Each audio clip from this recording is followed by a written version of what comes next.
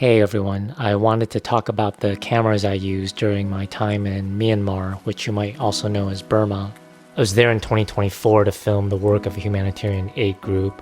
There's been fighting in Burma for decades and a larger civil war since the military overthrew the democratically elected government in 2021. This group I was with, the Free Burma Rangers, they provide food, shelter, medical care. They also do kids programs, and they'll go to the front lines where the fighting is happening and where it's pretty dangerous. I was filming in the rural areas of the country, jungles, mountains, villages. All our belongings had to fit in a backpack, including camera gear. We had to keep things very light, very mobile, and very accessible.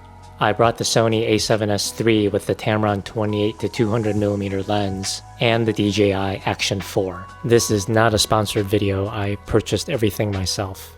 The Tamron is a super zoom, so it has a very wide focal range. I always thought super zooms were unprofessional. Poor image quality, variable aperture making it hard to get shallow depth of field, not really good in low light situations. Hassle to get a proper exposure, but I didn't want to carry more than one lens or have to switch out lenses. I wanted to maximize mobility and flexibility. You can judge for yourself in regards to the image quality, but I was satisfied with the results. Let's talk about the variable aperture. The lens is f2.8 at 28mm and f5.6 at 200mm. So how do you keep the exposure consistent? It's fine at 28mm and then you zoom in and now you're underexposed.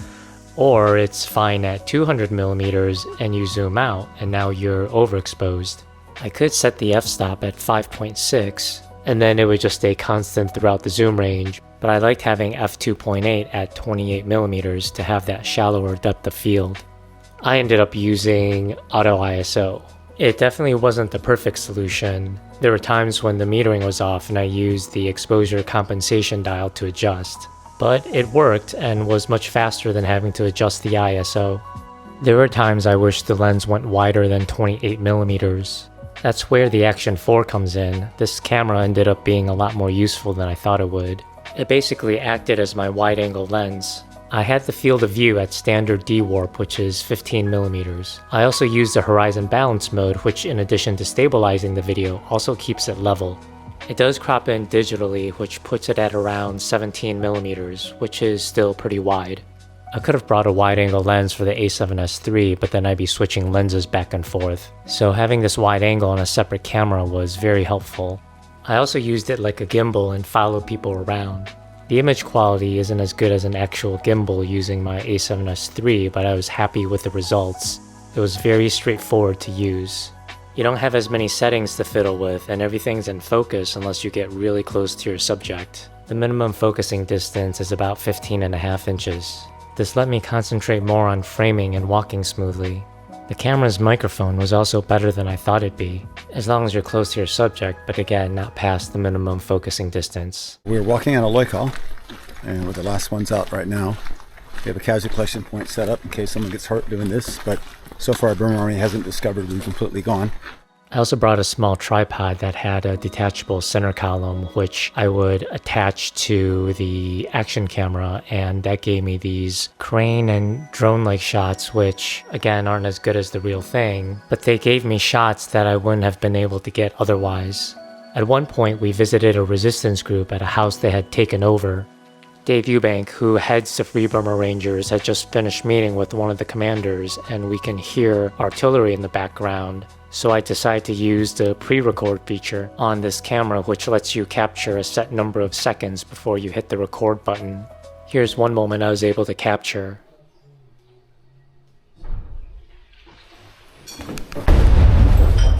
Oh, that's the other side of us. I hit the record button right before the impact, so technically I caught it in time, but without the pre-record feature, I would have missed the 10 seconds leading up to it. The pre-record feature does drain the battery a lot faster, but it is nice to have.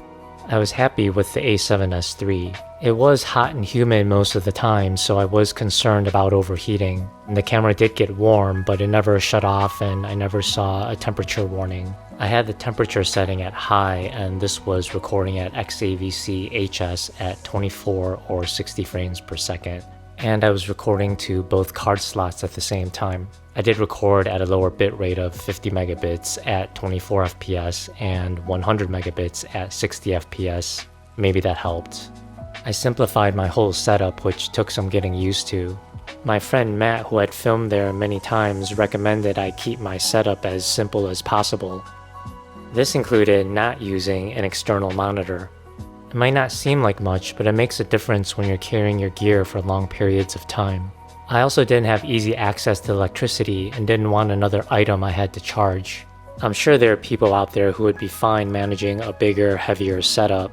Speaking for myself, I was glad I followed my friend's advice.